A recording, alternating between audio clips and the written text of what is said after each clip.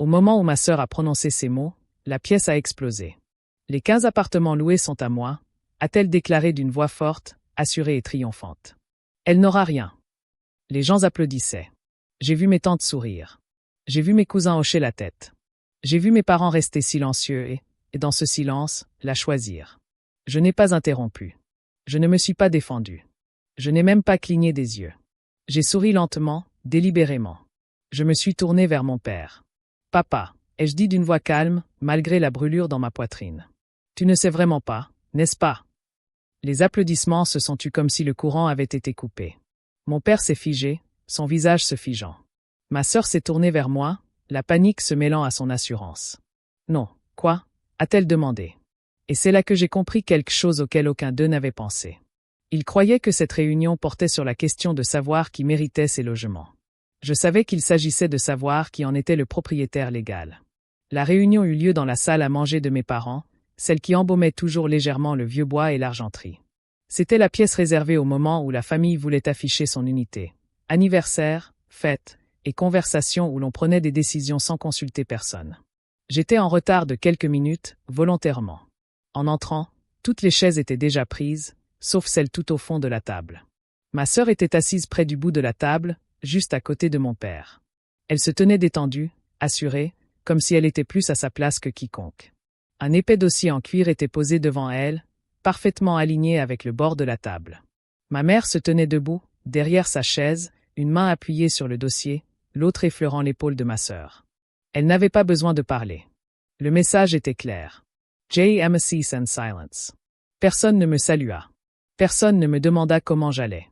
C'est mon oncle qui rompit le silence, en s'éclaircissant la gorge comme s'il ouvrait une réunion au travail. « Eh bien, » dit-il en balayant la table du regard. « Nous sommes tous là.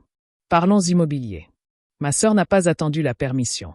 Comme chacun sait, elle a commencé d'un ton assuré, les mains jointes. « Je gère des locations depuis des années, je m'occupe des locataires, des réparations, des retards de paiement, des inspections municipales, de tout. » Elle marqua une pause, laissant ses mots faire leur chemin.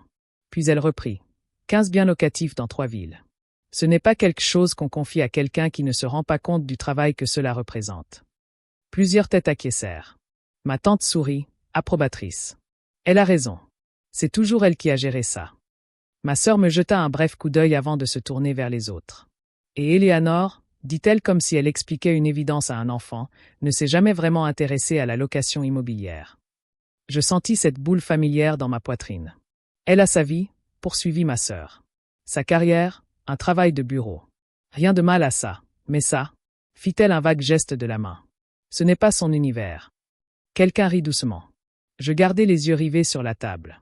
Ma cousine si pencha en avant. Franchement, qu'est-ce qu'Éléanore ferait avec 15 appartements en location?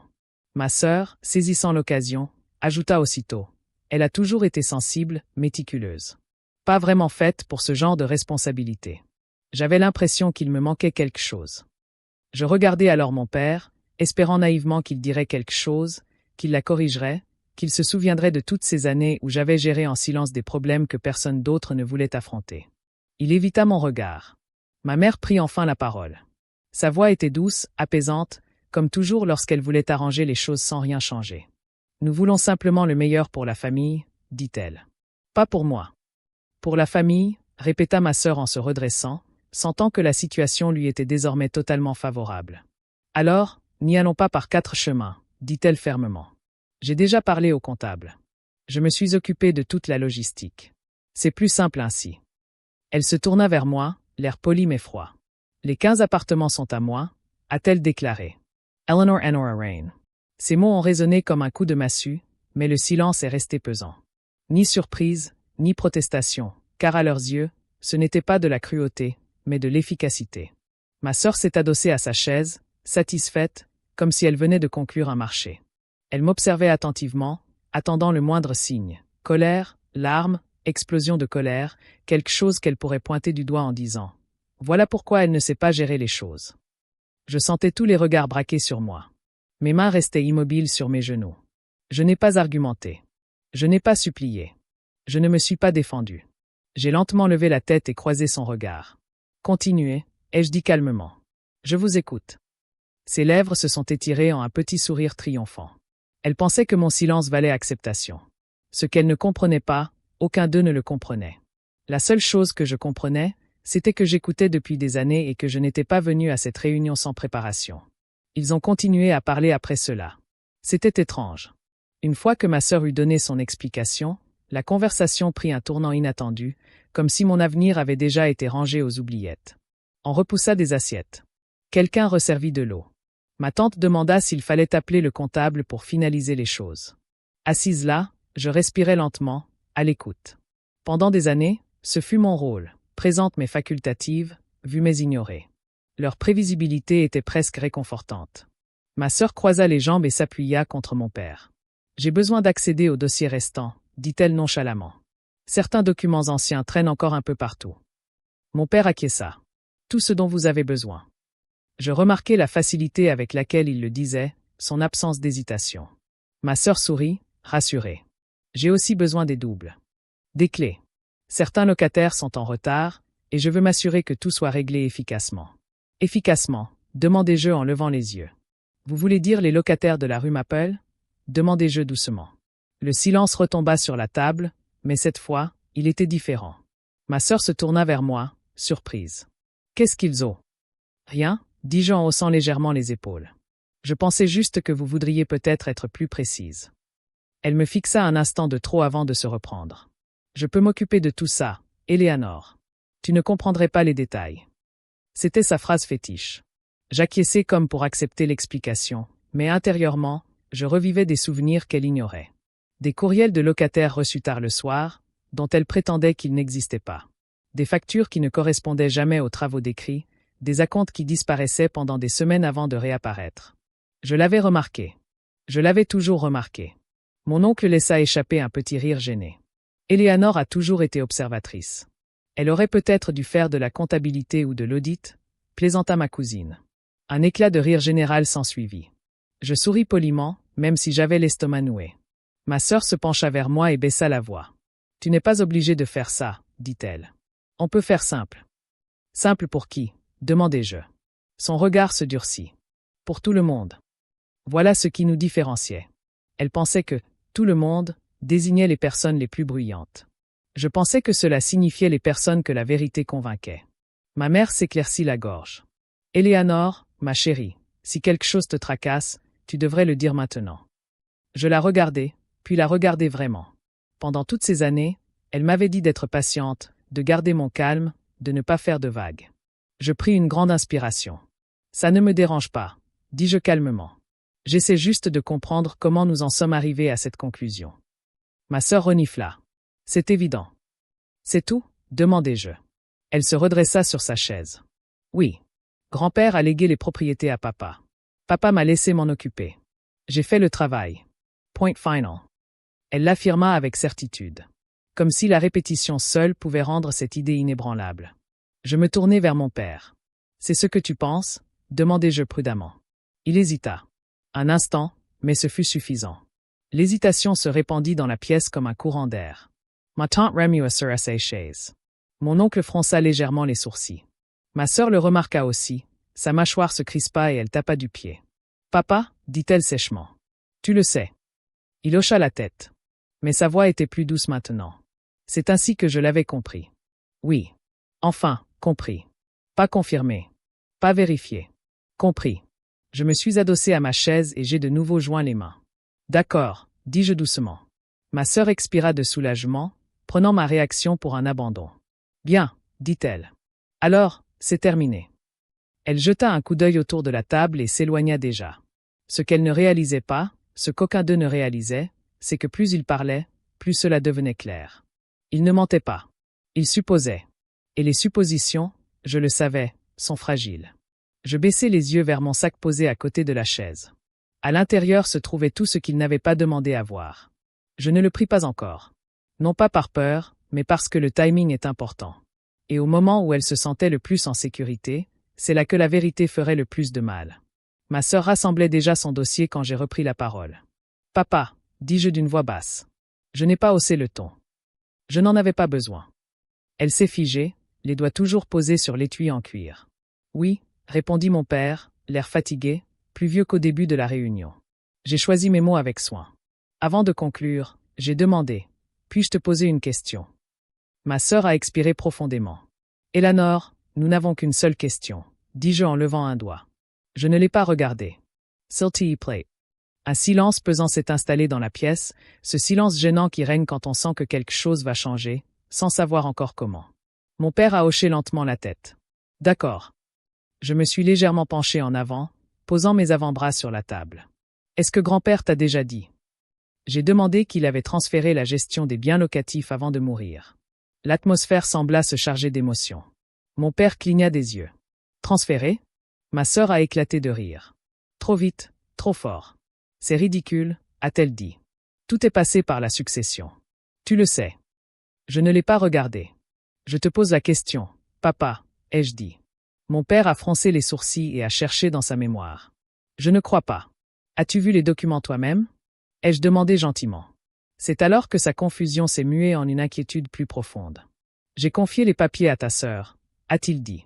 Elle s'est occupée de tout. » Le sourire de Margaret s'est figé. « C'est parce que tu me l'as demandé » a-t-elle dit rapidement. « Il faut bien que quelqu'un soit responsable. » J'ai hoché la tête lentement, comme si je réfléchissais à ses paroles. « Et quand tu dis papier, ai-je poursuivi en me retournant vers mon père, tu veux dire des copies des documents ou juste des résumés ?» Ma tante s'est penchée en avant. Pourquoi était-ce important? Parce que je l'avais dit, d'une voix calme. Les résumés ne constituent pas des titres de propriété. Ma sœur recula légèrement la chaise, d'à peine quelques centimètres, mais suffisamment pour que ses jambes raclent doucement le sol. Tu te compliques la vie, siffla-t-elle. Grand-père n'aurait jamais fait une chose pareille sans nous le dire. Je finis par la regarder. Tu veux dire sans te le dire? Demandai-je. Ses yeux s'illuminèrent. Qu'est-ce que ça veut dire? Ça veut dire, répondis-je, que grand-père et moi, on se parlait plus que tu ne le penses. La situation devint plus compliquée que prévu. Ma mère s'y figia. Eleanor, pourquoi tu n'as jamais rien dit? Je soutins son regard. Parce que personne ne m'a jamais posé la question. Un silence peasant essenstalla. Un silence qu'on ne peut pas briser par la parole. Ma sœur croisa les bras. Sur sa poitrine. Tu insinues quelque chose, dit-elle. Si tu as quelque chose à dire, dis-le. Je pris une profonde inspiration. Je dis, répondis-je, que je ne pense pas que nous partions tous des mêmes informations. Mon père assi fratala tempi. Eleanor, tu veux dire que les propriétés ne font pas partie de la succession. Je dis, ai-je répondu prudemment, que grand-père a arrangé certaines choses de son vivant. Ma sœur se leva brusquement. C'est de la folie, s'exclama-t-elle. Tu es confuse, ou pire, tu cherches les ennuis. Jay restai immobile. J'essaie de les empêcher, dis-je doucement. Elle me fixa, scrutant mon visage à la recherche d'hésitation, de doute, d'un défaut qu'elle pourrait exploiter. Elle ne trouva rien. Mon oncle rompit le silence. Si c'est vrai, dit-il lentement, alors nous devrions probablement vérifier. Margaret se retourna brusquement vers lui. Il n'y a rien à vérifier. Je baissai la main et la posai sur mon sac. Pour la première fois depuis le début de la réunion, je sentis l'atmosphère se déplacer. Non pas vers moi, mais loin d'elle. Je suis d'accord, dis-je doucement. Nous devrions vérifier. La voix de ma sœur s'éleva. Vérifier quoi? Je croisai son regard et lui souris. Pas le sourire poli de tout à l'heure, mais un sourire plus calme, plus assuré. Les archives, dis-je. Mon père déglutit. Eleanor, demanda-t-il doucement. Qu'avez-vous exactement? Je ne lui ai pas répondu tout de suite. Car une fois que j'aurais parlé, il m'aurait été impossible de prétendre qu'il s'agissait d'un simple malentendu. J'ai laissé le silence s'installer suffisamment longtemps pour que chacun le ressente. Puis j'en ai dit assez pour mettre fin aux spéculations. Et pour la première fois de l'après-midi, ma sœur a paru effrayée. Je n'étais pas pressé. C'était l'erreur qu'il s'attendait toujours à ce que je commette. Au lieu de cela, lentement, délibérément, j'ai ouvert mon sac, laissant le bruit de la fermeture éclair emplir le silence. Tous les regards dans la pièce ont suivi mon mouvement, comme si ce que j'allais en sortir pouvait blesser quelqu'un. J'ai d'abord sorti mon téléphone et l'ai posé sur la table, écran vers le bas. Puis j'ai sorti un fin dossier, sans aucune inscription. Rien à voir avec l'épais classeur en cuir que ma sœur avait apporté pour affirmer son autorité. « Monsieur Collins » ai-je dit en me tournant vers notre avocat de famille. « Pouvez-vous obtenir les registres fonciers du comté ?» Ma sœur a ri, d'un rire sec et sec. « C'est une perte de temps. » Monsieur Collins a hésité. Il a regardé mon père, puis ma sœur, puis de nouveau moi. « Juste les documents publics » ai-je ajouté calmement. « Rien de privé, rien de spéculatif. Mon père hocha la tête plus lentement qu'auparavant. Allez-y. L'ordinateur portable s'ouvrit. Le projecteur bourdonna doucement tandis que l'écran s'animait. Je lus la première adresse. M. Collins Tapa Clickwa Markwa on pause. Ses sourcils se levèrent. Propriétaire. Il lut à voix haute avec soin. Ella Laner Grace Whitmore. Un silence religieux s'installa dans la pièce. Ma mère porta la main à sa bouche. Ce n'est pas possible. Voilà, dit M. Collins, les yeux rivés sur l'écran. Enregistré le 12 mars 2018. Ma sœur s'approcha de la table. Retirez l'acte de propriété, exigea-t-elle. Vous avez lu. C'était faux. I'll. Le document remplit l'écran, manifestement tamponné. La signature de mon grand-père, serpentant en bas de la page, de l'écriture que je voyais depuis des années sur des cartes d'anniversaire et des lettres. Mon nom imprimé en dessous. Claire, Indeniable. Voilà, dis-je doucement. La deuxième adresse. Même résultat. La troisième. La quatrième. 15 fois. La même vérité se répétait. Chaque fois, elle résonnait plus durement que la précédente. Personne ne disait un mot. Le seul bruit dans la pièce était la respiration trop rapide, trop forte, comme si l'air lui manquait. Mon père se laissa retomber dans son fauteuil. « Tu en étais propriétaire » murmura-t-il en fixant l'écran. « Depuis tout ce temps ?»« Oui » répondis-je. Grand-père les a transférés tant qu'il le pouvait encore. Ma sœur secoua violemment la tête. « Non, non, ça n'a aucun sens. Je me suis occupé de tout. » J'aurais dû m'en douter. Finalement, je me tournai vers elle. « Tu t'occupais de la gestion, dis-je. Pas de la propriété. »« Ce n'est pas possible, » siffla-t-elle. « Pourquoi aurait-il fait ça ?» Je répondis honnêtement. « Parce qu'il ne se fiait pas aux apparences, » dis-je. Il se fiait aux documents.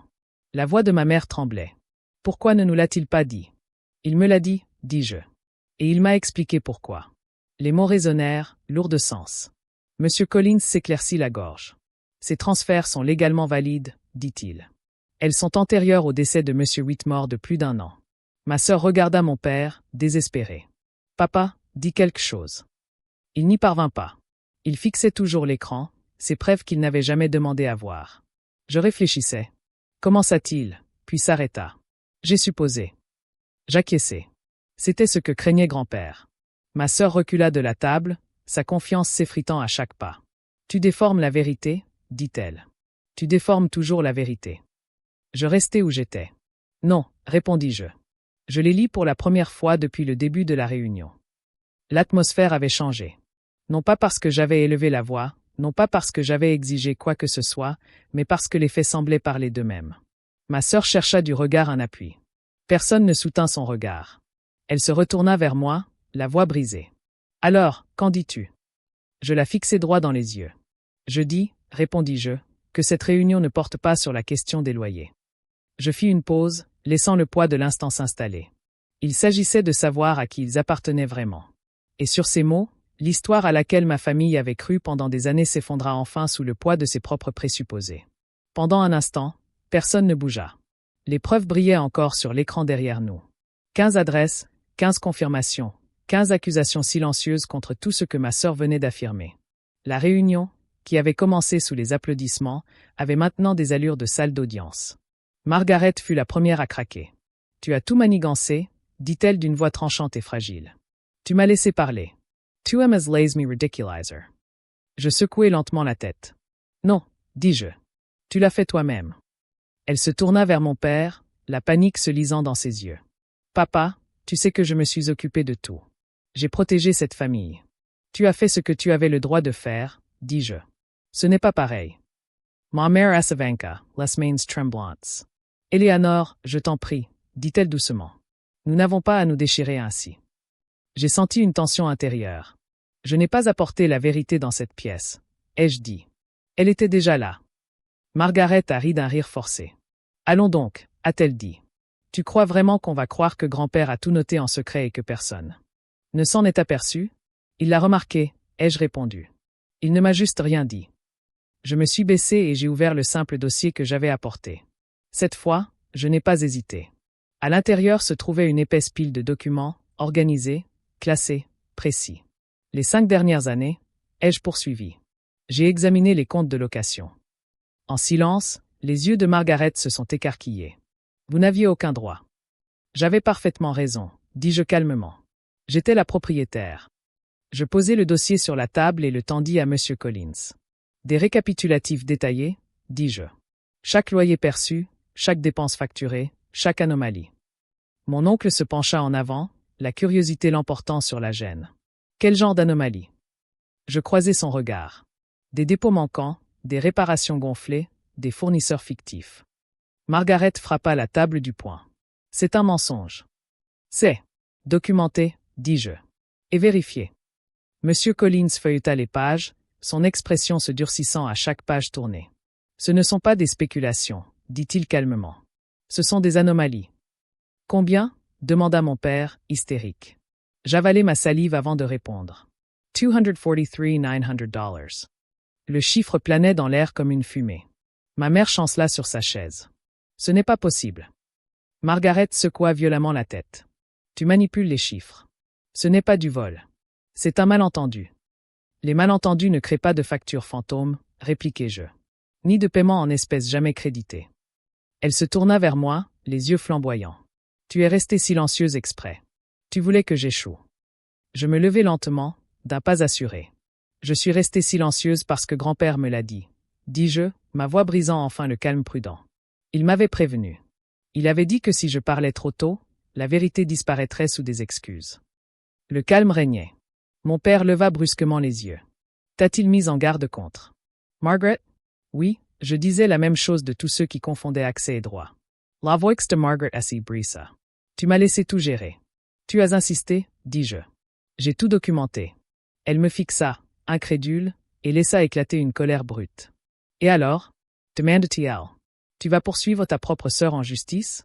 Je soutins son regard. Je vais protéger ce qui m'appartient, dis-je, et demander des comptes. Ma mère me saisit le bras. La famille ne fait pas ce genre de choses. Je reculai prudemment. La famille ne juge pas la valeur de quelqu'un sans lui demander son avis, dis-je. Je fis glisser une enveloppe scellée sur la table. La demande de mon avocat, dis-je. Elle est à rendre lundi. Margaret s'affaissa sur sa chaise, comme vidée de toute force. Sa confiance, sa sécurité, l'histoire qu'elle avait mis des années à construire, tout s'effondra. La pièce semblait plus petite, plus lourde. Personne n'applaudit. Personne n'acclama. Parce que ce n'était pas une victoire. C'était un accord. Et tandis que je regardais autour de la table, face à ceux qui avaient jadis décidé de mon avenir sans mon avis, je réalisais autre chose. La réunion ne portait plus sur les loyers. Il s'agissait des conséquences. Et pour la première fois, elles étaient inévitables.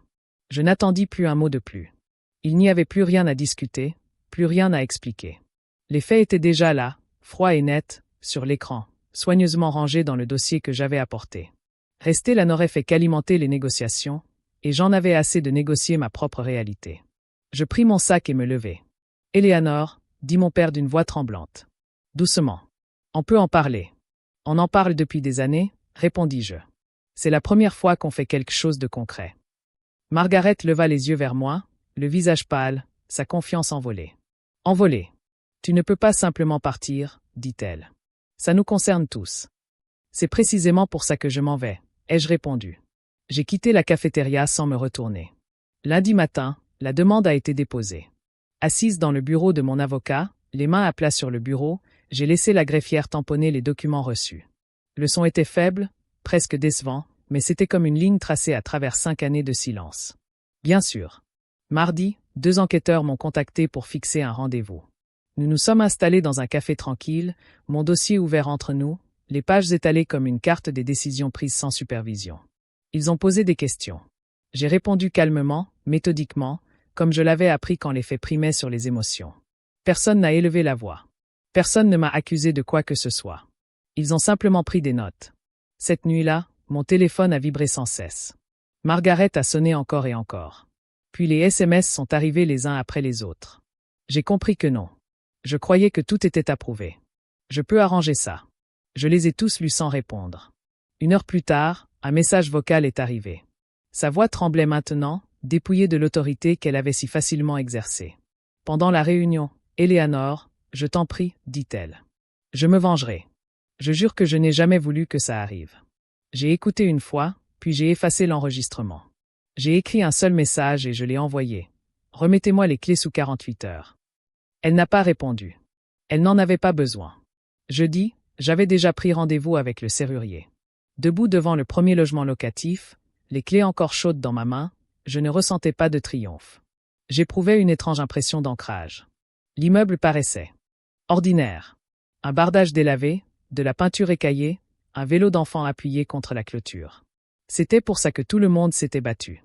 Pas pour le pouvoir, pas pour le statut, mais pour la responsabilité. Quand les serrures se sont enclenchées, le bruit a résonné plus fort dans ma poitrine que dans la porte. Pour la première fois, les propriétés ne m'appartenaient plus seulement sur le papier. Elles m'appartenaient réellement. Ce soir-là, j'ai envoyé des messages officiels aux vendeurs et aux locataires, me présentant non pas comme la sœur de quelqu'un, ni comme un personnage secondaire, mais comme la propriétaire. J'ai gardé un ton professionnel, neutre, protecteur, sans drame, sans vengeance, enfin, lucidité. Quand j'ai fermé mon ordinateur portable, l'épuisement s'est enfin dissipé, mais en dessous, il y avait quelque chose d'inhabituel, du soulagement. Le système se mettait en marche. Et pour une fois, il allait dans mon sens. Mon père est arrivé seul ce samedi-là. Sans prévenir, juste un coup à ma porte, hésitant et maladroit, comme s'il n'était pas sûr d'avoir le droit d'être là. Quand j'ai ouvert, il était debout dans le couloir, les mains jointes devant lui, les épaules affaissées d'une façon que je ne lui avais jamais vue. Il paraissait plus petit, plus vieux.